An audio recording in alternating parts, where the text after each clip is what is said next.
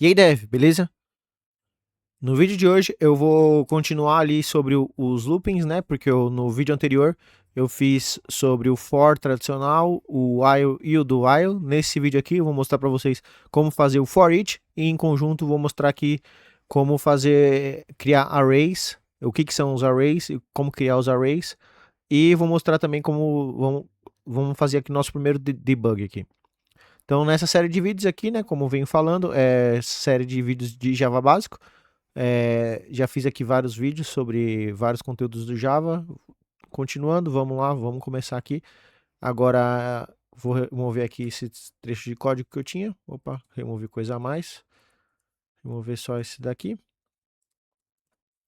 Então, o que é o array, né? Começar falando sobre arrays. O array é uma forma que você tem aqui no Java de você armazenar valores vários valores dentro de uma variável. Então, por exemplo, aqui, poderia dizer aqui que eu tenho uma variável aqui que vai armazenar o valor 55. Mas eu queria também armazenar o valor 90, por exemplo, variável p igual a 90. Só que eu não queria que eu criar aqui, eu quero então aqui armazenar várias variáveis aqui.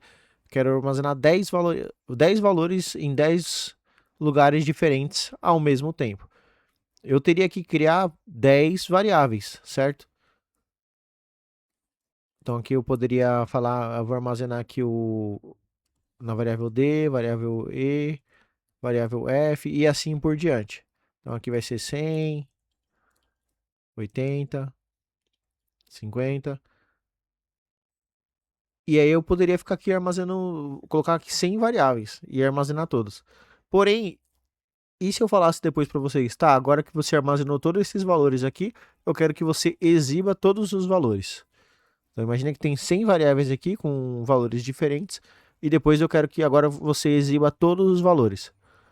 Você, teoricamente, teria que vir aqui e para cada variável teria que colocar system.out.println o nome da variável. Você teria que fazer isso para cada variável dessa. Existe uma forma mais prática de você fazer isso, que aí a gente começa aqui a trabalhar com os arrays. O array aqui vai ser na verdade a gente já viu string, né, em um dos vídeos, mas viu bem básico ali. Vai ser o primeiro objeto que a gente vai começar a trabalhar, propriamente dito, né? A gente viu string, mas aqui a gente vai começar realmente a trabalhar com o array.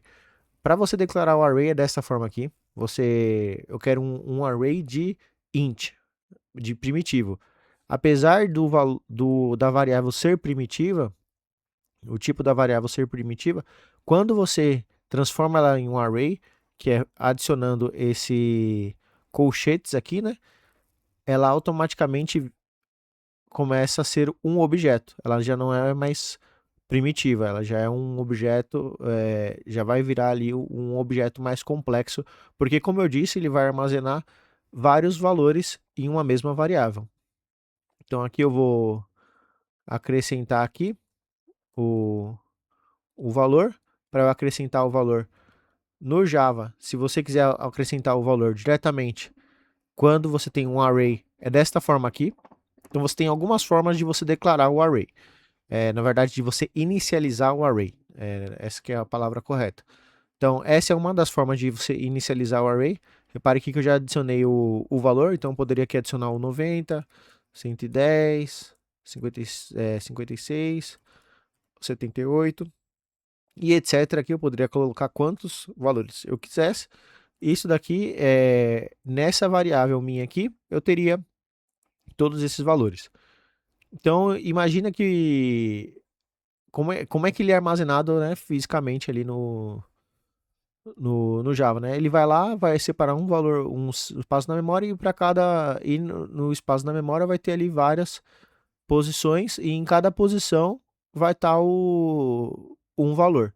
Então aqui o array no Java você começa a contar da posição 0 em diante. Então no caso o 55 vai estar na posição 0, o 90 vai estar na posição 1, 110 vai estar na posição 2, 56 posição 3, 78 posição 4. Então, significa que se eu quisesse exibir todos esses valores no Java, eu poderia fazer, a princípio, um for, ou seja, um laço de repetição, para eu exibir eles. Aí, nesse caso aqui, a gente já viu o for tradicional, viu o while e o do while. Vamos fazer aqui, então, o for each, né? O for each, porque agora, como a gente tem um array, a gente consegue aqui utilizar um for each, que seria, eu declaro uma variável aqui, aqui eu vou colocar o nome de valores, o nome do meu array, e aqui eu vou colocar uma variável int i. Então, eu declaro aqui uma variável que ela vai receber o valor de valores para cada posição. Então, aqui, repare que eu não precisei colocar aqui o endereço da posição que eu quero. Aqui ele já diretamente ele já vai percorrer todas as posições existentes nesse meu array. Então, se eu vim aqui system.out.println e exibir o i, repare que eu vou exibir aqui todos os valores em cada posição. Isso daqui seria equivalente a eu falar para o Java, utilizando, né, o código, o for tradicional, seria int i igual a 0, i menor, repare que tem que ser menor que a quantidade de posições que a gente tem aqui, que são 5 posições, certo? Na verdade é o tamanho aqui, e aqui no final eu colocaria o i++. E aqui, em vez de eu exibir o i, eu teria que colocar os valores da posição i. Então, esse código aqui é equivalente a esse código aqui. Se eu rodar, eu vou exibir ali 2 vezes os mesmos valores, certo? Então, aqui eu mostrei para vocês, né, como que faz aqui para declarar um array de uma forma, vou mostrar as outras. Mostrei aqui como utilizar o for de uma forma chamada for each. Por quê? Porque o que é o for each? É para cada, né? Se traduzir aqui para o português. Então, ele vai receber aqui cada valor em uma iteração. Então, na primeira vez, ele vai receber o valor da posição 0, na segunda vez, da posição 1 e assim por diante até acabar o array. Aí aqui eu já usei aqui o tamanho total do array. Existe uma variável dentro dos arrays que eles já falam o tamanho total deles. Então, ao invés de eu colocar aqui fixo o 5, então, por exemplo, se eu tivesse que adicionar um valor novo aqui, 99, aqui eu teria que vir aqui e mudar para 6.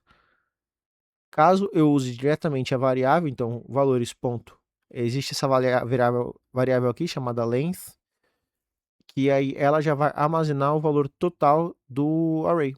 Então, ao invés de eu usar um valor fixo aqui, eu posso usar a variável. Já fica melhor aí para não precisar para não precisar ficar mudando toda vez que você adicionar um valor, né? Existe mais um ponto aqui que esse array aqui que a gente cria, ele já tem o tamanho fixo do início, né? Então, aqui eu já inicializei com esse tamanho. Se eu vir aqui e tentar adicionar, não tem nenhum método aqui que eu consiga usar para adicionar um valor, certo? E se eu criar um novo array, se eu fizer isso daqui,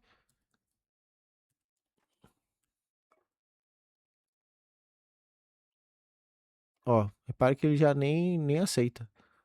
Porque eu já inicializei ele já inicializei ele aqui. Teria que aqui usar um new int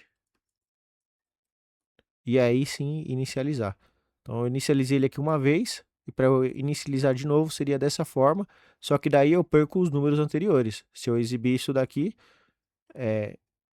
se eu fizer o for aqui embaixo, copiar esse daqui e colar aqui embaixo, ele só vai me exibir o 22. Ele não vai exibir os outros, então eu perdi os números anteriores. Repare que já é uma outra forma de inicialização, certo? Então aqui nós temos essa primeira inicialização, que eu coloco diretamente os valores dentro do array encobertos com as chaves. A segunda eu adicionei aqui o new int, abre e fecha colchetes, depois dentro das chaves eu coloco o valor. Então aqui, na verdade, os dois vão equivaler à mesma coisa, só que esse daqui fica implícito. E por último, você pode também inicializar os valores igual a new int, e, e se eu fizer só isso daqui, ele não vai, nem se eu fizer dessa forma. Aqui eu preciso, quando eu não quero passar um valor inicial, eu quero que ele só seja inicializado, eu venho aqui e coloco no lugar, aqui dentro dos colchetes, um número. O número vai ser o tamanho total do meu array. Então eu quero que tenha tamanho 10, eu coloco 10 aqui. Aí agora eu poderia substituir os valores, eu poderia adicionar valores dentro do meu array manualmente. Então eu poderia vir aqui e falar que na posição 0 ele vai receber o valor de 99. Então, o que funciona, como é que funciona isso daqui? Eu inicializo o array com um tamanho fixo. Eu sou obrigado a colocar um tamanho, mas eu não sou obrigado a passar todos os valores. Ou eu sou obrigado a passar todos os valores e não preciso colocar o tamanho. Então você tem essas duas opções para você inicializar o seu array. Se você inicia com um tamanho, mas não coloca os valores, é interessante que você depois vá colocando os valores dentro de cada posição do array. Ou então você já inicializa ele com todos os valores preenchidos.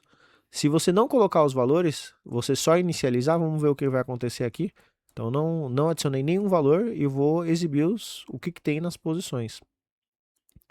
Vamos exibir aqui, vamos ver o que vai acontecer.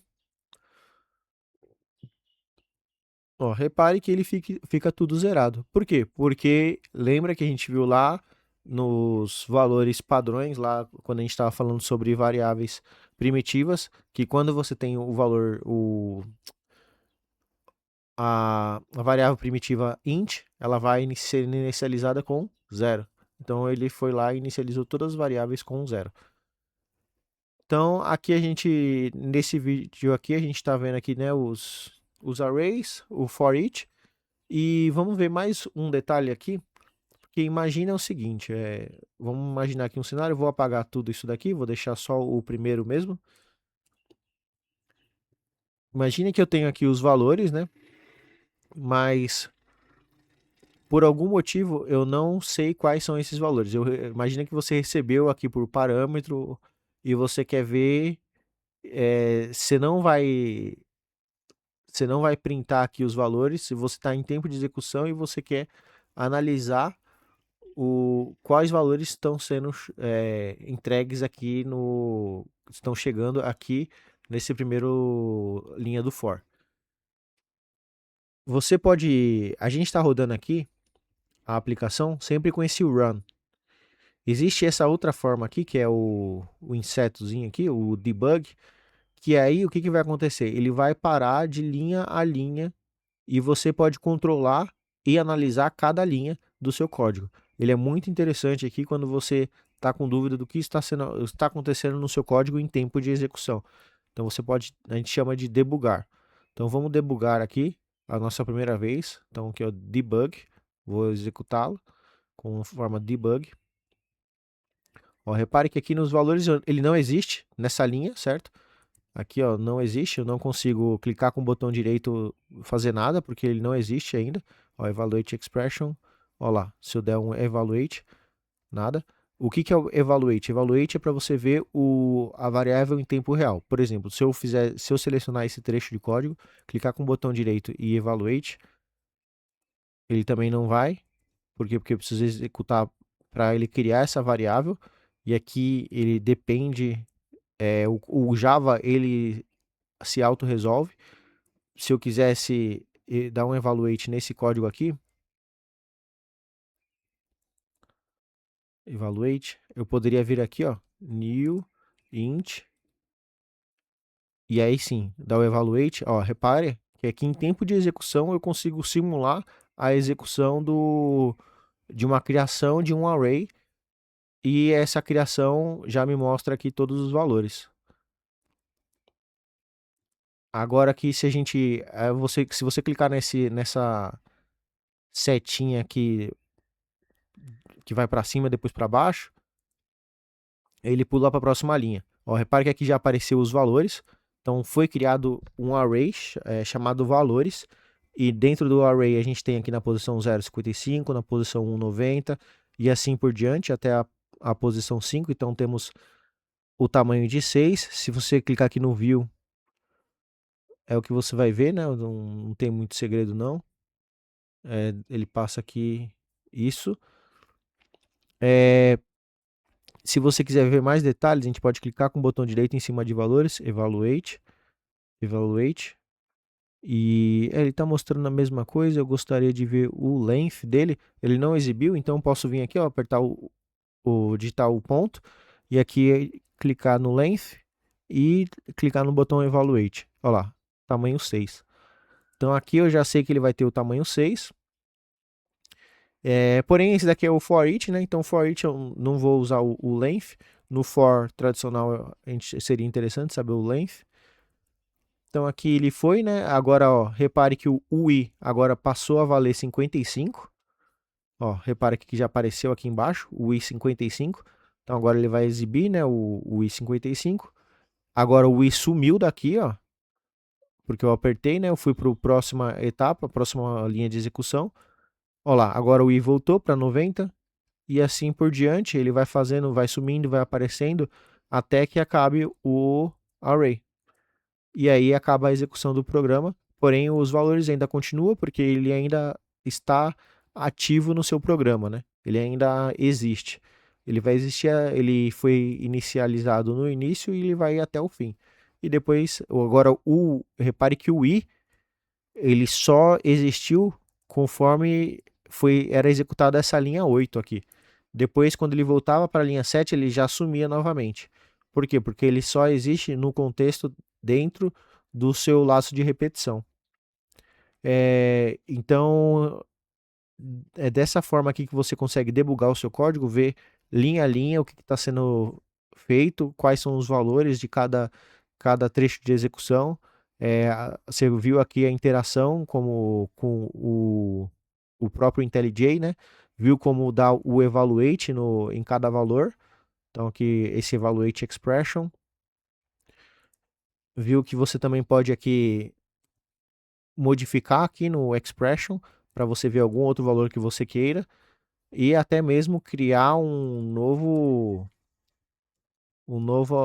nova array, por exemplo, ou alguma nova variável, e aí ele também vai executar em tempo de execução aqui mesmo. Não quer dizer que vai estar disponível aqui no seu código, porque obviamente você está fazendo nesse recurso aqui do IntelliJ, que é apenas para teste, mas é interessante aqui para você simular algumas coisas. Então aqui a gente pode apertar esse botão aqui, ó, Resume Program, que ele vai finalizar, ele vai até o final do seu programa ou até o próximo breakpoint que a gente chama, que é essa bolinha vermelha. Se eu coloco, por exemplo, eu posso colocar uma bolinha vermelha aqui, ó, e se eu executar, ó, repare que aqui tem esse insetinho aqui, eu posso apertar nele. Se eu executar, ele vai parar aqui primeiro na linha 6. Se eu apertar o verde, ele vai lá para linha 8 direto. Ele pulou aqui a linha 7. Porque agora esse daqui vai de linha a linha, a setinha para cima para baixo, e esse daqui vai até o próximo breakpoint. Que aí, no caso, se eu ficar apertando, ele vai vir direto para cá, pro próximo próximo número, né? Ó, 90, agora se eu apertar de novo, ele já vai estar lá no 110, depois para o 56, e se eu remover esse meu breakpoint, ele já não vai nem mostrar nem o 78 nem o 99 aqui, porque ele já vai executar até o final do programa. E finalizei o programa. Então, por esse vídeo aqui que eu queria mostrar para vocês é isso. A gente inicializou aqui o array, né? Foi nosso primeiro objeto aqui. efetivamente aqui no Java, né? Nessa série de vídeos que eu estou fazendo de Java básico. A gente já tinha usado, como eu disse, já tinha usado ali a string, mas aqui a gente está vendo com mais detalhes essa primeiro objeto, que é um array inteiro. Apesar de ser primitivo, ele vira objeto porque ele é um array, como eu disse. Vimos aqui também for each e vimos como debugar aqui no IntelliJ. Então, por esse vídeo eu vou ficar por aqui. Eu espero que vocês tenham gostado. Por favor, dá o like no vídeo aí, se inscreva no canal e comenta aí quais vídeos que vocês querem encontrar aqui pro canal. Até mais. Tchau.